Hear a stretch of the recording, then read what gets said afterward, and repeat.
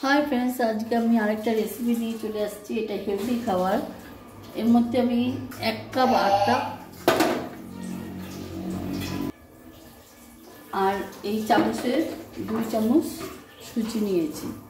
নিয়ে নুন, হলুদ আর কাঁচা লঙ্কা, ফুলকপি, পেঁয়াজ, গাজর, টমেটো দিয়ে সব আমি গুলিয়ে দিয়েছি।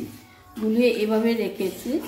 এটা 10 মিনিটের জন্য এভাবে করে রেখে দিতে হবে। জল দিয়ে আমি গুলিয়ে নিয়েছি।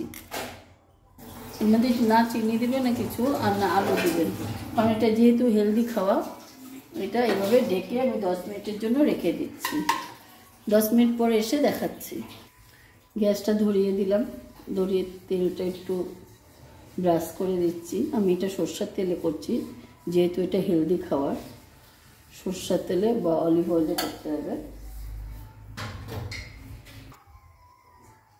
তাওয়াটা হালকা গরম হয়ে গেছে। আমি এবার দিয়ে দিচ্ছি এটা।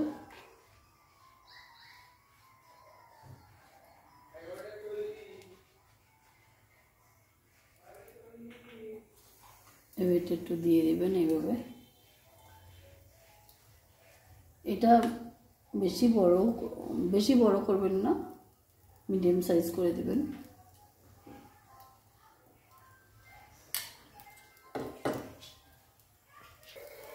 এই দেখুন সাইড দিয়ে ছেড়ে গেছে। এটা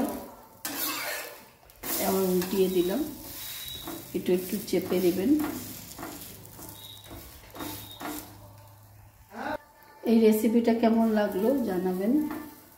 যদি ভালো লাগে, ফেসবুকে যদি দেখেন আপনারা ফলো করে দিবেন, লাইক কমেন্ট আর শেয়ার করে দেবেন।